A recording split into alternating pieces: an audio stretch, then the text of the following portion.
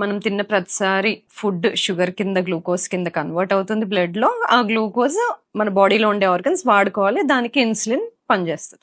Cells ఎప్పుడైతే insulin మాట వినవో, glucose ని తీసుకోవో, బ్లడ్ లో ఉంటది, ఆర్గన్స్ వాడుకోవట్లేదు. సో సిమ్టమ్స్ ఎలా ఉంటాయి? నీరసము, కొంచెం వెయిట్ పెరగడం, ఇలాంటి కనబడుతుంది. సెల్స్ ఎందుకు తీసుకోవట్లేదండి? దీనికి మల్టిపుల్ కారణాలు. ఓవర్ ఈటింగ్ అయి ఉండొచ్చు. ఓవర్ కార్బ్ ఈటింగ్ అనొచ్చా? ఎక్కువ ఎనర్జీ వచ్చే ఫుడ్స్ కార్బోహైడ్రేట్స్ నుండి, కాబట్టి కార్బోహైడ్రేట్స్ అన్నీను మన సౌత్ ఇండియన్స్ వైట్ రైస్ ఎక్కువ తింటాం Exactly. కాబట్టి అవి. అది కాకుండా మళ్ళీ రోటీలు లైట్ అనుకుంటాం గానీ అదేం కాదు.